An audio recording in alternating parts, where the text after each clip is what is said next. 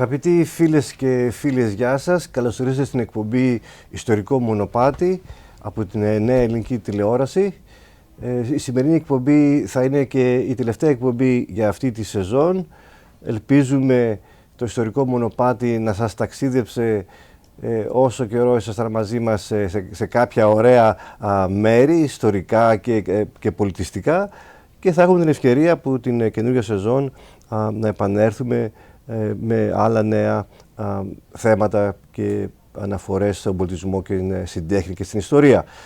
Η σημερινή μας εκπομπή είναι αφιερωμένη σε έναν πάρα πολύ διάσημο συγγραφέα, ο οποίος θεωρείται από τους εθνικούς συγγραφείς και ποιητές της Ιαπωνίας, με ιρλανδική καταγωγή, γεννημένος στην Ελλάδα και γι' αυτό Έλληνας. Ο Λευκάδιο Χερν, γεννημένος τον Ιούνιο του 1850 και πέθανε στην Ιαπωνία το Σεπτέμβριο του 1904. Μαζί μας στη σημερινή εκπομπή για να μιλήσουμε για το έργο του και τη ζωή του Λευκάδιου Χερν είναι ο γνωστός δραστήριος επιχειρηματίας και πρόεδρος της ΕΜΚΑ, του πολιτιστικού οργανισμού Eastern Mediterranean Business Cultural Association, ο κύριος Λου Κάτσος. Καλώς ήρθες, Λου. Και επίσης μαζί μας είναι ένας ιδιαίτερος καλλιτέχνης, ο οποίος έχει φιλοτεχνήσει έργα για τον Χερν και έχει και έργα του το μνημείο για τον Απόλλωνα που είναι στους Δελφούς και άλλα. Θέλω να καλωσορίσω στην εκπομπή μας τον κύριο Μασάκι Νόντα. Welcome. A renowned artist, sculptor, his works are around the world and we are very thankful that some of his work it is in Greece, in Delphi, where I bring my American students in my study abroad courses. We also have a chance to see it. Thank you very much for being here with us. Welcome, my pleasure. And thank you, Lou, for making this possible. Nico, it's always my pleasure, as you know. And coming both of you here and bringing Mr. Nonda with us. Ας πούμε δύο πράγματα για το Λευκάδιο Χερν. Let's talk about Λευκάδιο Χερν since it is the opportunity of his birthday this June. Well, Levkadию, as you mentioned initially, was born in Levkada in 1850. His father was in the military, and where he met his future wife, yes, who was Κυρία Κασιμάτη. Rosa Kasimati. Now, Rosa Kasimati came from a very noble family in what was then Sirigo, which is now Kythira. And at the time, if people remember, the Ionian Islands were part of the British Protectorate. And in fact, were not ceded to Greece until 1864. So they met, they married in the Orthodox Church. He was baptized as Patrikio Lefkadio Hern. And when he was about 2 years old or so, his father took him to Ireland, where his family was from, and also his wife. Lefkadio's story is a story basically of abandonment. Yes. In other words, his father, because he was in the military and because he couldn't rise up in position, if people knew that he married someone who was not, let's say, appropriate, he basically brought his son and his wife to his family. His family, which was a Protestant family in Belfast, really couldn't. I'm not going to say stand, but it was really an ethnic thing. They had a severe problem with her, and they basically told them to live with the aunt, with the father's aunt. It was this aunt that basically started to raise him, while the father went back he was a surgeon. He went back into the military, and when he came back from his exploits in the military, it became obvious that Rosa, the wife, it was a problematic issue for her to live there, and she ended up going back to her family in Kythira. And the father basically divorced her on the basis that, she was illiterate, so she couldn't sign her name. And the way the British law was at the time, if you didn't sign your name in the marriage papers, it could be deemed an annulment. So he basically divorced the wife. The mother left Lefkadию again in Ireland. she went back to Kythera and married a noble person who was the governor in Kythera. Yeah. And Lefkadio then was a person that was handed from an aunt to another person, and always abandoned in his life. And then he left. He came to America when he was very young. He's 19 or 20 years old. What happened was his great aunt, who raised him and then sent him to Catholic schools, which became a problem for him. Eventually, she had issues, and he was living with one of her relatives, and that particular relative. When he reached 19, Lefkadio reached 19, he gave him the one-way ticket. He gave him a one-way ticket to New York, told him to go to Cincinnati to meet his wife's relatives, and they would take care of him. So he sent him to New York. Lefkadio somehow found his way into Cincinnati. He went to the home of the relative. The relative gave him $5 and said, "You're on your own." So here he was in Cincinnati, in the street. He was left in the street. Yeah. So that's how he ended up in the United States. Και μετά άρχισε να δουλεύει στις εφημερίδες, πήγε στη Νέα Ορλεάνη, έγραψε βιβλία εκεί. In New Orleans he wrote a lot of books for the newspapers as a correspondent. Yes, in Cincinnati he became very famous. He was a highly educated person. He got a job in the Cincinnati Press, the Enquirer at the time. Became very well known about writing in particular about murders. He would research all the different things, go into the areas where things took place. Lefkadio had no problem to go into the slums, had no problem to go where people got killed, had no problem where gangs were and things of that nature. And he became very well known in Cincinnati. Και έκανε και ένα βιβλίο, επειδή του άρεσε η καλή μαγειρική και η κουζίνα, έκανε και ένα βιβλίο που ήταν πρωτοποριακό με κρεόλ συνταγές, μάζεψε συνταγές. So, it's a cooking book. No, that's absolutely correct. But αυτό before, είναι μια έκδοση του 1890, ας πούμε. Yeah, that's in New Orleans. Yeah. But before he went to New Orleans, what happened was in Cincinnati, again, he became very famous. And then he married an African-American woman, which was unheard of at the time. He fell in love with ethnic cultures of wherever he was, by the way, and that reflected in his work. And he was basically, thrown out of the paper, went to an adjoining paper and became again very famous.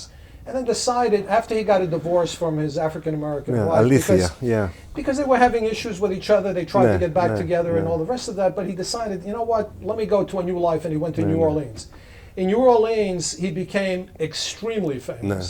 He wrote many books, like the books that you showed. And the period of time that we're talking about is like in the late 1870s and the late 1880s. And then eventually, he immigrated again for Japan. Και πάλι μετά μετά την Ελλάδα, τη Νέα Υόρκη, το Σινσινάτι, τη Νέα Ορλεάνη, West Indies, μεταράστασε ξανά και έφτασε τελικά στην Ιαπωνία. So how was in Japan his life? He was welcome, he was well received, he knew anyone? Well, he came at a period about 1890. And during that particular time, he went first as a correspondent. And then he was befriended by some people that were there, and they gave him a teaching job in Matsui, I think. Matsui. In Matsui at that time was, and again, Japan was in a transitional period between the feudal society of the samurai and the more modern age. And also open to the Western values, starting to look towards the West, right? Absolutely, but Lefkadio, in fact, all his literature was to the traditional Japan. So when he went to Matsui, there he met, I guess, Setsu. He met Setsu, and he got married to a Japanese woman. He eventually had 4 children, but he fell in love with the culture of old Japan. And that's what he became famous for writing all these in particular, Japanese legends and Japanese ghost stories. Became very well known in Japan. Και κατά μια έννοια ένωσε τον πολιτισμό της Ιαπωνίας με τη Δύση. So in a word, we can say that he bridged the Western world with the Japanese philosophy, art and culture. In a way, he brought the Japanese traditional culture to the West. In about 1890, they had in Paris an exposition on the art of Japan. There was a tremendous thirst for knowledge about traditional Japanese society, and he basically created, let's say, the literature that the West died for. In the West, he was very well known in terms of his writings of Japan.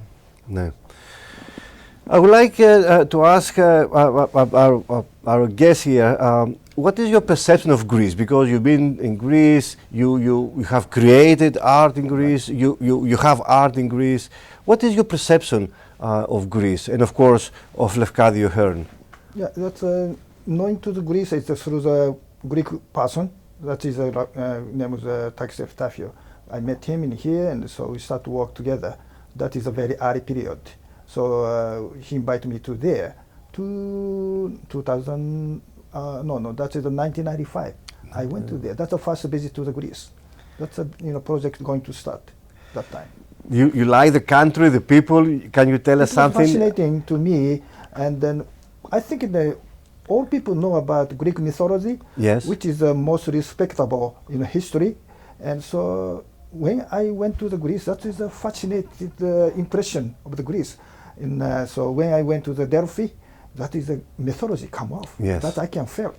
So that's a great impression of the Greece. And one of your works, they are there in Delphi, next to the archaeological site, where it is the Center for European Culture. Your work is there. So if you go to Greece and you go to Delphi, visit next door the place where you can see Mr. Nonda's work, which is about Apollo, right? Yeah, that's called the Apollo's Mirror. Yes, we have a chance to see it. We respect the Apollo, and next to the temple of the Apollo. The reason why I put the name of the Apollo, and so it's reflection for the Mediterranean Sea on the sunlight, and so it's a frame, symbol of the frame of the Apollo and the sun. So I think it's a right position and a right title, and so reflected very well to the Greek people too. Both Greece and Japan, they have long histories. Do you see any similarities or differences between the two cultures? It was very interesting because the European Culture Center of the Delphi president told me long time ago, Alexander Great, who's go over the Asian through the India to there, and they go through the Silk Road. Then went to reach to the Japan. So Greek culture went to Japan. So now contemporary artists come back from the Japan to the Greece. That is the new Apollo come back. That he told the story. That was very interesting. I like that. This is amazing. And in Japan, where you grew up and you educated, the works of Levkadio Hern are part of the curriculum or part of the main body of reading books? I think it is, and I think before my generation, everybody learned about Levkadio because through the English book, and then later on, people keep, I think, forgetting, and so it's about 100 years ago. But some of the people still searching about Levkadio, but it's very core. It's not wide open, and so recently, some kind of activity come off, and then become popular. And then they kept running. But if some people think Levkadio is a Japanese. Yakumo Koizumi, younger people, they don't know who is the Greek guy. And so that is a misunderstanding about that. But everybody know about the ghost story, which is quite famous story. Yes, and also some of his books became movies, right? There is a movie or two. Yeah, many important movies. Yuki Onna, it's a Snow Woman. Yes. And I think even Japanese people don't know about that because which is about person to person, talk to talk. It's never written. So Levkadio wrote and make up the complete story, which is easy to read. So that's become worldwide to know about those histories. Even Japanese, they are knowing from him, especially later. Also, I would like to tell you, since with Mr. Katsos, we collaborate in many cultural events, and one is about Queen's College, where the Department of Sociology and the Hellenic American Project, we have a special place for Levkadio Hern and some of his, most of his books and early editions also, and also we're thinking of having several events. Can you say a few things about it? Yeah, we had talked obviously with each other, because when you visited my house a couple of weeks ago in Shelter Island, we started to talk about Levkadio, and I didn't realize at the time that you had a lot of his works, even though you and I have worked on the archives at Queen's College. But to the extent that I had met Masaki, and to the extent that we were all interested in the topic, it became obvious to us that we should have an event in September as part of ΕΜΚΑ, the East Mediterranean Business Cultural Alliance, that brings together basically the Japanese community and the Hellenic community under a common writer and well-known person in both cultures. So we haven't determined the date yet, but with you, with Masaki and other panel members, we will have an event strictly dedicated to the lifetime and works of Levkadio Hern in September. Yes. After all, in his work, I mean, it's obvious that the Greek mythology, as you said, or Greek philosophy, it runs in his work, right? It's connected, I think. Well, one of his, you know, I'm not sure if it's known, but one of the things that he was extremely interested when he was a young man, and especially living in the environment that he lived in terms of in Ireland and in Europe, is he did a very tremendous studies in Greek mythology. Early in his life, he went really deep into mythology, and I think that also affected how he looked at things in terms of the legends and ghost stories, for example, that he wrote in Japan. In Greece and elsewhere, there are various events from time to time, and this is a volume which is titled The Open Mind of Levkadio Hern, and there are many artists. Of course, among them it is your work. Tell us how the other artists, or you yourself, when you create or you have in mind Levkadio Hern, how that leads, or what is the creative process for you? I would like to show to the people. Levkadio is forgotten, and then me and the Taki discuss about these things, and so bring to the Koizumi family together in order to people know to Levkadio again, and then so not a past story, contemporary story. We're going to create. So invited the international artists for the many different countries artists, even Greek people, Japanese people together. So not only tradition. This is a new vision. Nobody knows, because Levkadio is a writer. You have to read. But this is a vision show up, never done before. That's quite attractive. So this is a first step to become popular about Levkadio. I mean, not only he's a great writer, but also his writing process was very difficult because he had some problems with his eyes, and he had to come very close to the page in order to write, and also because he had a great support from his wife, and then it was some language barriers and they had to overcome. And this is an amazing story by itself, how to write a book and how to communicate with your significant other. I think the most interesting part of the Levkadio is because the Japanese, that time, is a developing time. Japanese people watching to the Western culture, modern culture. But Levkadio came to Japan, there he started watching the, ancient story, all the forgotten story he bring up, even Japanese forgot. He brought up, and then he wrote a book, and then show up to all of the world. That make it quite interesting. That's stay forever what he has done. How was your experience by living in Greece for a few months? What is your experience from Greece? I think in physically and mentally very strong impression and the relaxation, and then connect to the ancient time. That's Greece. Maybe kept the same style before, maybe over 1,000 years old, and then olive trees are 2,000, 3,000 years old. That's amazing. So that's completely different with the other countries. I live in America 40 years, even though that's so different. Yeah. So Japan is much, much more different too. The last time you've been to Greece was in 2014. 2014, I went there at the Levkadio Hern project. If you had a chance, you will visit again Greece? I think so. I think so. Very good. I hope we can work together. This is a good sign, right? That Well, I think it's a fabulous People. sign. I think when you analyze the cultures, by the cultures I mean the Hellenic culture, the American culture, and the Japanese culture, many people don't know Levkadio Hern.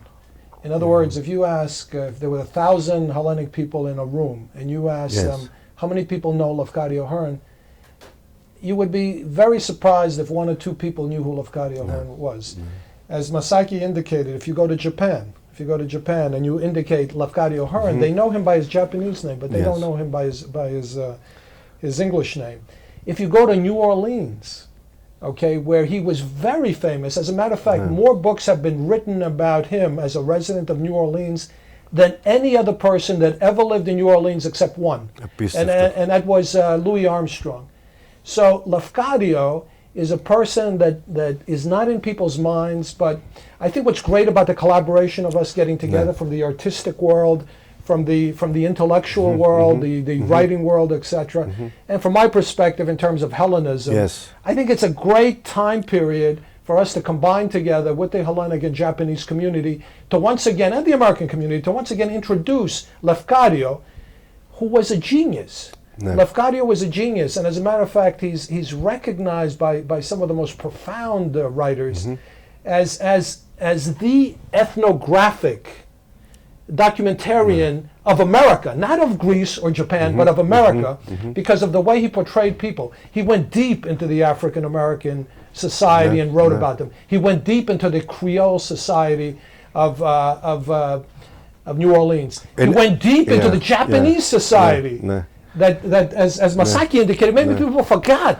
those concepts, those legends and ghost stories that Levkadio was talking about. He was a brilliant individual. Yeah, I think that so even Japanese contemporary art, new generation, they are learning from the Japanese culture through the Levkadio, because that mentally forgot what was Japan before, because after the World War II, Japan Yes. changed completely Yes. for the educational way, and so Levkadio kept all the mentalism.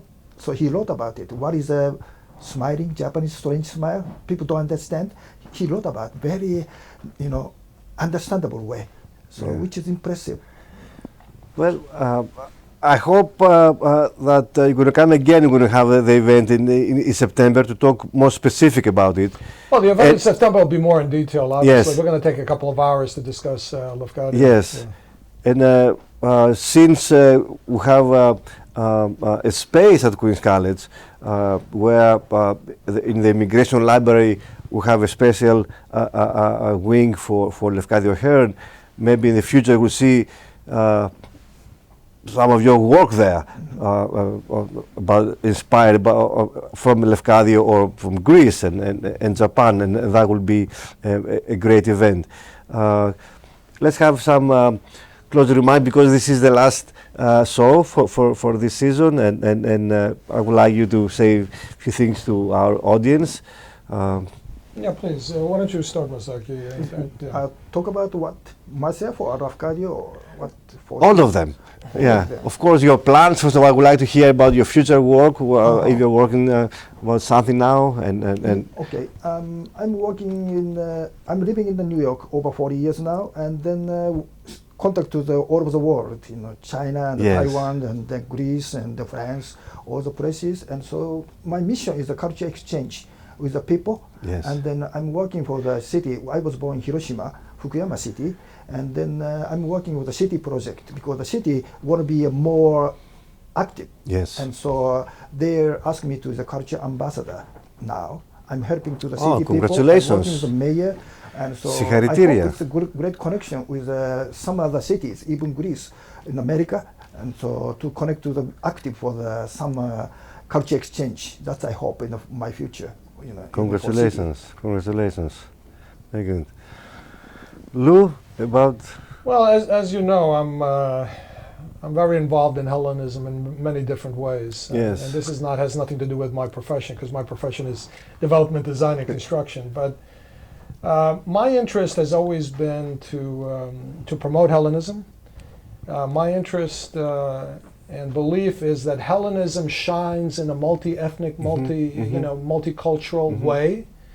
So part of what I like about what we're doing is the fact that we're going to integrate various cultures together to bring out the best in each culture, and by this way, in my mind, to help promote Hellenism also. Yeah, and I think this case of Levkadio Hern is exactly to the point of what we're trying to do. Immigration, living in different places, trying to bring the best of various cultures. Yes, and it's sort of perfect, because as we said, in terms of ethnographic writing, there is no one in America that has written better in terms of the cultures than anyone else in the United States, by the way, United States writers. So, and in terms of Japan, again, what was indicated by Masaki, and very true, he brought out people's depth of culture. He wasn't afraid of going deep into every culture that he was in. And in my mind, you know, that abandonment that we talked about at the beginning of the meeting, he found family in Japan. He found a family. He had his children. And that was a positive thing for him. All his life he was traveling to find family, and in Japan he found it. Yeah, excellent, excellent. I think he's very happy in Japan. Yes. All families, and so they get together, and so he take care of the next generation. That still continue to us. And also in relation to nature, because he loved nature, Very right? much. Even Japanese forget it. Yeah. So he bring up. Yes. On this note, I would like to thank both of you, Mr. Masaki Nonda. Thank you very much for coming here today, and I hope all your plans go well this summer. Mr. Lu Κάτσος, again, thank you very much. I would like to wish you a great summer. You also. And also to our audience, καλό καλοκαίρι, have a great summer, και θα σας δούμε σύντομα όταν όλοι επιστρέψουμε. We'll see you soon when we all get back. Thank you very much. Ευχαριστούμε πολύ.